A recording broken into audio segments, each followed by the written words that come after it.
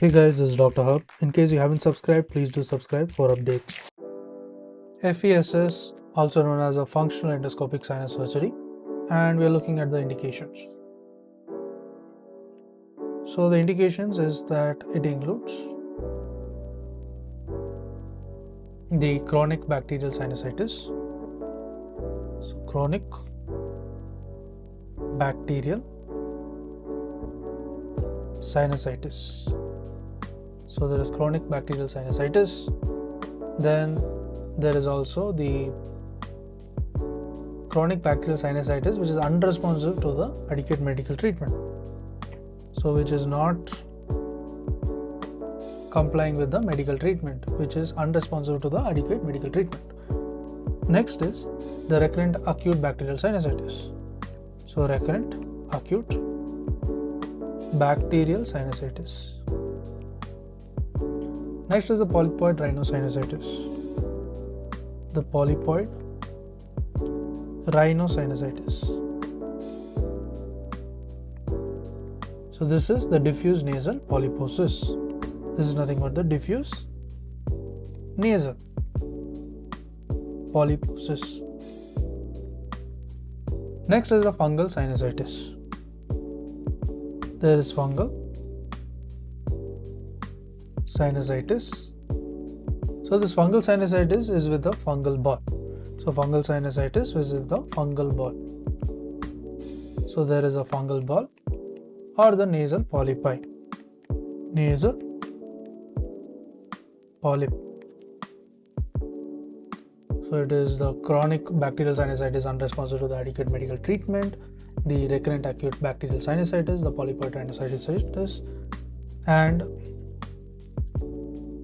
next the antrochoanal polyp.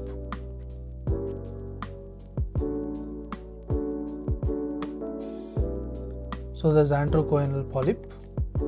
There is mucocele of the frontoethmoidal or the sphenoidal sinus. There is mucocele,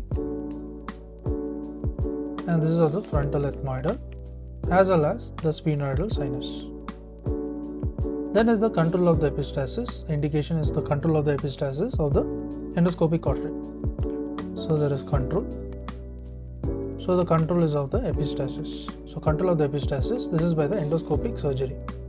Endoscopic surgery. The endoscopic artery. Then is the removal of the foreign body from the nose of the sinus. So you remove the FB, there is a foreign body from the nose of the sinus. Next is the endoscopic septoplasty. Endoscopic septoplasty. Then we look at the advanced nasal endoscopic techniques.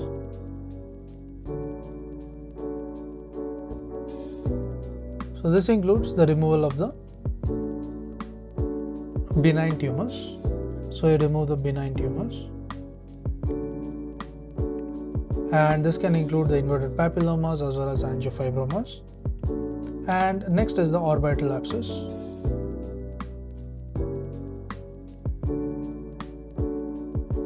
Or the cellulitis management.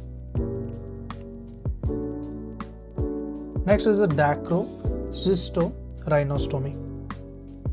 So this is dacrocystorhinostomy. Then there is also the repair of the CSF leak.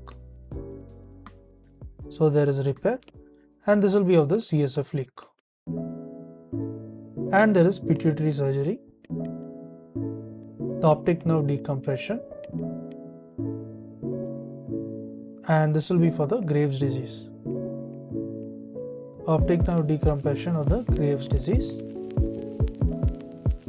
Then comes the control of the posterior epistaxis.